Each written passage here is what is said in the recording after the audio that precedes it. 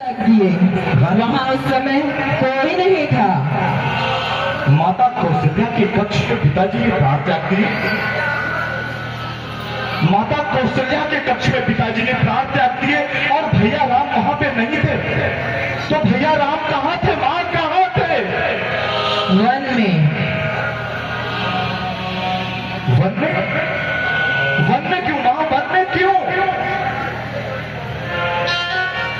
महाराज ने स्वर्ग सिधारने से पहले उन्हें 14 वर्षों का वनवास दे दिया था। वनवास? भैया राम को वनवास? यह दंड तो मां भयंकर अपराधियों को दिया जाता है। भैया राम को सत्य, धर्म और मर्यादा की मूर्ति है। ऐसा दंड उन्हें क्यों दिया गया मां? क्यों दिया गया? भैया राम का इसमें क्या दोष था मां? किसी का कोई दोष नहीं था पुत्र, केवल वचन पालने की बात। कैसा वचन मां, कैसा वचन? बताओ मां, बताओ।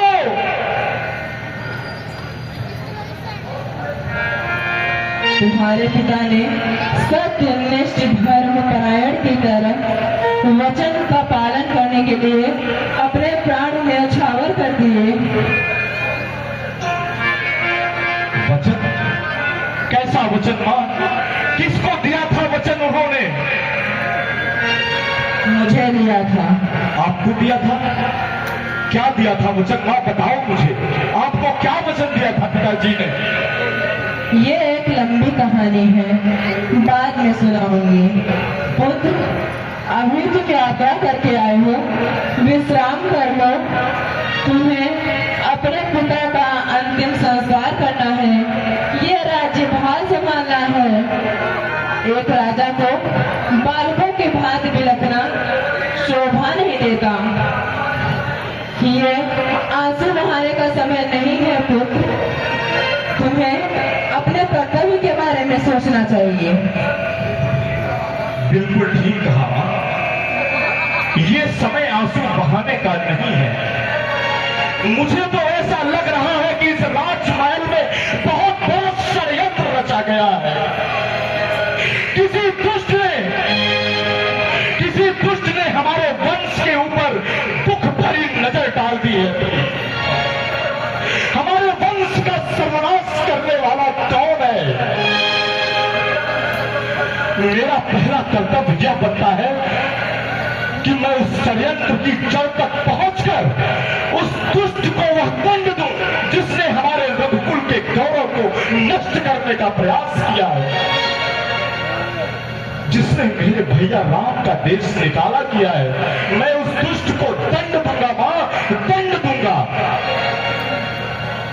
क्या तू उसे प्राण दंड देगा? मां, अगर वह स्वयं काल भी होगा ना, तो यह भरत उसे प्राण दंड देगा, जिसकी वजह से मेरे पिता की यह गति हुई है। मेरे दादा को वनवास भेज दिया गया है। यह भरत उसे प्राण दंड देगा मां, चाहे वह काल भी हो। फिर वह प्राण दंड मुझे देना होगा।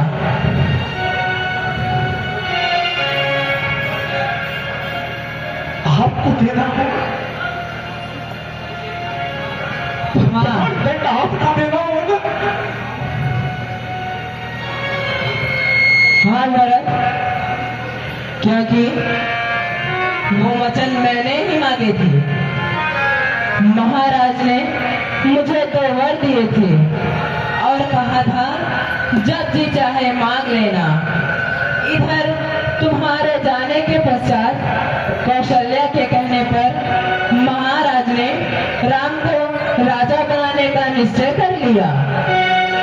महारानी कौशल्या ने सोचा कि कैकेयी का पुत्र भरत तो यहाँ है नहीं, अवसर का लाभ उठा लिया जाए और अपने पुत्र को राजा बना दिया जाए। परंतु मैंने ऐसा होने नहीं दिया। मैंने मेरे होते हुए तुम्हें इस राज्य से कोई वंचित नहीं कर सकता। मैंने महाराज से अपने दोनों वर मांग लिए। तेरे लिए अयोध्या का राज्य मांगा और राम को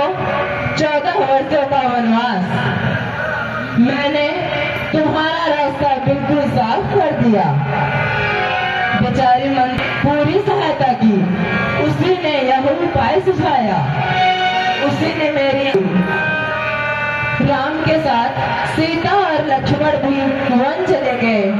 सारा काम बड़ी सुगमता से हो रहा था, परंतु विधाता ने बीच में थोड़ी उथल पुथल कर दी और महाराज राम के वियोग में स्वर्ग सिधार गए।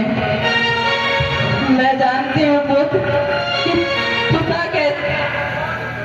पिता के स्वर्गवास से तुम्हें महान दुख है। दुख तो हम सबको है।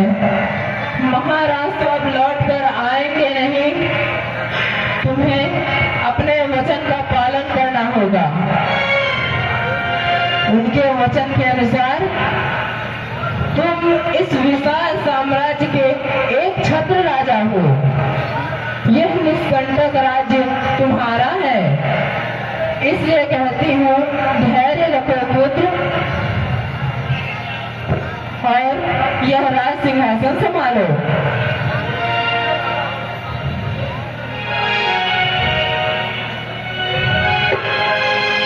मेरी तरफ गुस्से से क्यों देख रहे हो? तुमने मेरा भला नहीं किया माँ, तुमने मेरा भला नहीं किया।